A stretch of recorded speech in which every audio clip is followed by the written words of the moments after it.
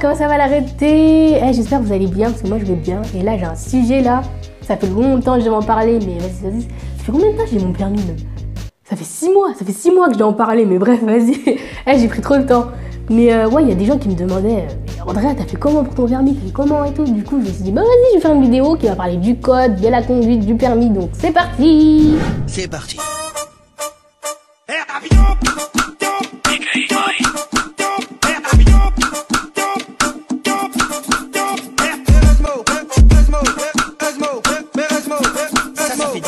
Ça. Alors pour commencer, j'ai mes petites notes, hein. Oui, j'ai écrit sur une enveloppe, arrêtez de me juger, c'est bon. Pour commencer, on va parler du code. Alors le code, je l'ai passé avec Ornicar. Franchement, Ornicar, une pépite, je les adore. Franchement, je les adore. 29,99 €, 30 €. Ils ont cru qu'on n'allait pas capter, mais on a capté, c'est 30 €. Mais bref, franchement, c'est grave bien. En termes de cours, Ornicar, je vous le conseille à mort. Mais je vais vous expliquer, j'ai eu mon code en 2 fois. Pourquoi? Parce que Ornicar, il manquait énormément de mise en situation et ça fait que ça m'a bloqué parce que j'arrivais le jour de l'examen, pardon. Et je me suis dit, mais c'est une blague.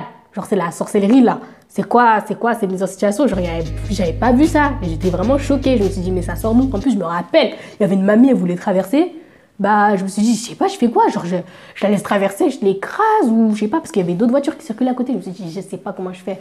Et du coup, bah, je l'ai pas eu du premier coup, j'ai fait 7 fautes. En plus, en Ornicar, quand tu passes ton code, les résultats, tu les as au bout de, je sais pas, 30 minutes après. Je sais pas si c'est toujours le cas, mais au bout de 30 minutes, j'avais mes résultats.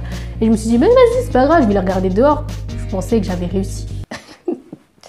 Un conseil, regardez pas vos résultats dehors. De toute façon, j'ai pleuré, hein, les larmes qui coulaient sur mes joues là.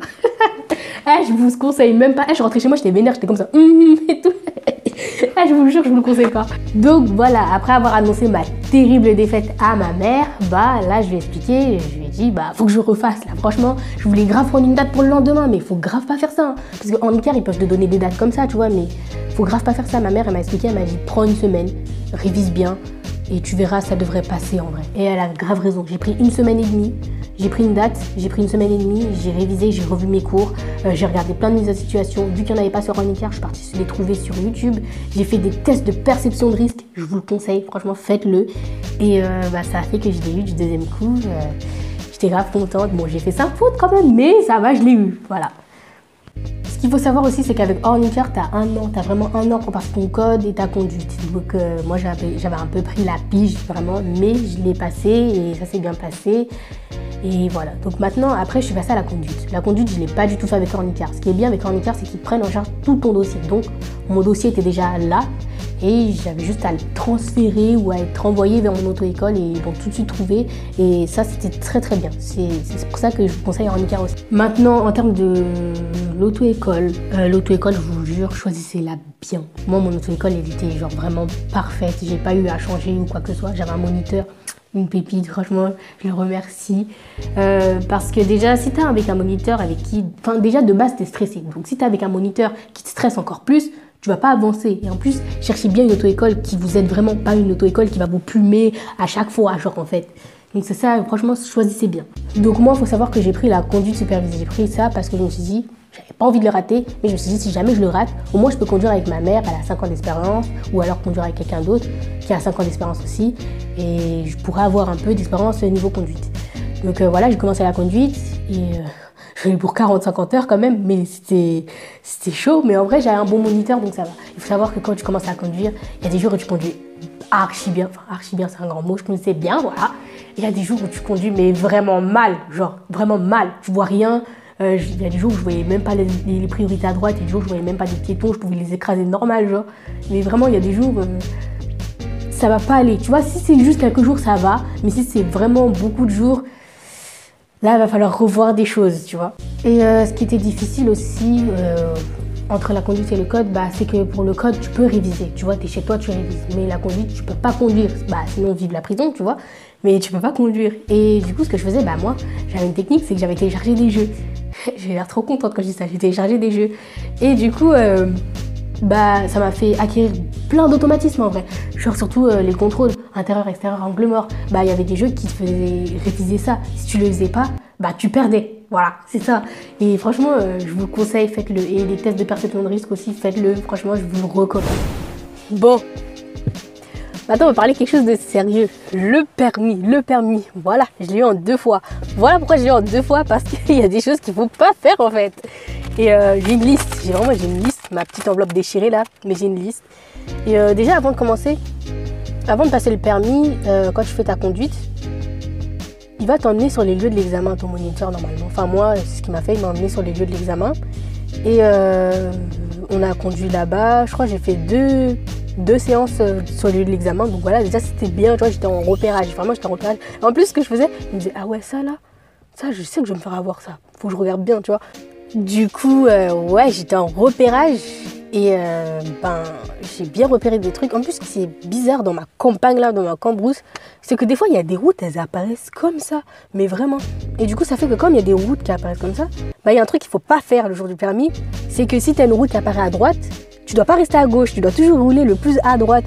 Donc, si tu te retrouves à gauche, déjà, ça, je ne sais pas si c'est une faute éliminatoire ou pas, mais c'est mauvais signe. Ça veut dire que tu ne roules pas bien, en fait, déjà. Du coup, ouais, ça m'est arrivé pendant une de mes heures de conduite. Ça fait qu'il y a une route qui est apparue comme ça et mon moniteur il me fait ouais mais ça c'est pas bien ce que tu fais, là tu roules à gauche en fait et ça fait que les gens vont devoir te dépasser par la droite et ça c'est très dangereux et tout, voilà. Donc ça évitez franchement, évitez de rester à gauche, franchement évitez. Donc voilà, on arrive au jour J et là c'est hyper bizarre parce que j'étais même pas stressée. La première fois j'étais même pas stressée, vraiment. Je sentais pas mon stress, j'étais hyper présomptueuse, genre j'étais grave en excès de confiance. Je me suis dit c'est bon, je sais conduire, ça va aller, genre vraiment ça va aller. Et du coup ça fait que j'ai archi pas senti mon stress la première fois. Et du coup on arrive dans la voiture et tout, pas stressé, tranquille. Je regarde là-bas, je fais ouais ça va et tout. Genre, on commence à taper la discute normale, tu vois. Je veux savoir si je vais bien et tout, je fais ouais ça va et tout. Après, on commence à conduire. À peine on sort du truc de l'examen là. C'est pas. Je commence à faire un coup de frein. Tout le monde a salué dans la voiture. On a tous fait. On appelle ça saluer. Et ça, faut pas faire ça, genre. Du coup, j'ai commencé à faire pardon, excusez-moi et tout. Mais j'étais grave toujours pas stressée, tu vois.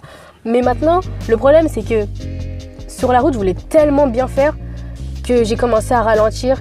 Et ça fait que quand tu ralentis, en fait, je me disais que je vais mieux anticiper les choses alors que c'est pas bien parce que tu gênes la circulation, pardon.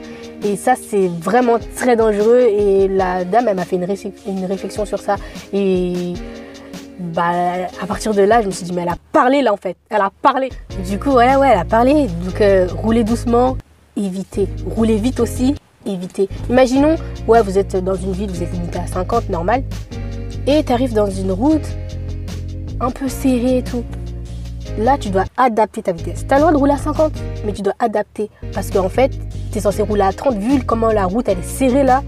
Tu n'es pas censé être à 50 en fait. Parce qu'à tout moment, il y a quelqu'un qui déboule comme ça. Tu es là, tu l'écrases bizarrement là. Non. On va éviter ça. Du coup, tu dois adapter ton allure. Et ça va, j'avais pas trop de problème sur ça. Enfin, si du coup, ça allait avec le fait de rouler doucement quand il me disait adapte ton allure et des trucs comme ça. J'étais en mode, ouais, ça va. Ça va, arrête. Tu vois, genre, elle me faisait la réflexion. Et c'est ça, je vais vous dire aussi avec les réflexions. C'est que c'est pas parce qu'elle parle que ça veut dire que tu l'as pas. C'est plus une mise en garde en fait. Donc prends-les en compte. Franchement, prends-les en compte. Moi, on m'a expliqué, il faut savoir que les réflexions, c'est que si elle te répète plusieurs fois la même réflexion, c'est sûr que tu l'as pas en fait. Mais si elle te répète une réflexion et c'est pas toujours la même, tu vois, si tu la prends en compte, elle peut se dire ok, ça passe, elle la prend en compte et tout, voilà. Et surtout être à l'écoute des directions. C'est pas, elle te dit va à gauche, t'es là, tu vas à Bebel Wave à droite là. Non. Écoute-la, vraiment écoute-la. Donc voilà, les heures passent, elle est là, ma monitrice aussi. En plus, elle tapait grave la discute avec ma monitrice. Hein. Mais c'est même pas d'intervenir, faut même pas essayer d'intervenir. Tu crois, elle parle, mais elle regarde très bien ce que tu fais. Hein. Donc faites très très attention, je vous le dis. Et là, on arrive aux manœuvres.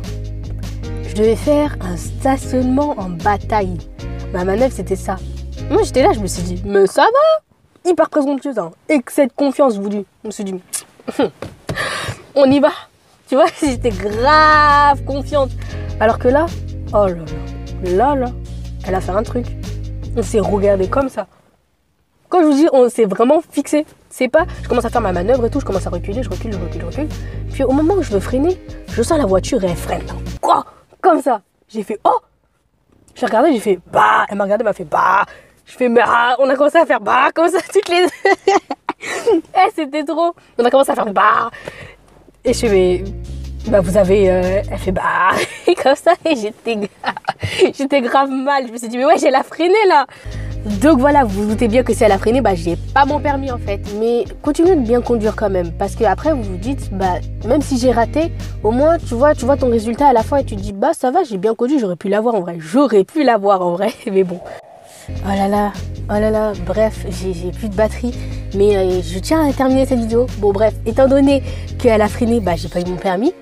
Du coup, les résultats, je les ai eu en 5 jours. Vraiment, je les ai eu en 5 jours. Pourquoi? Parce que j'ai passé le vendredi.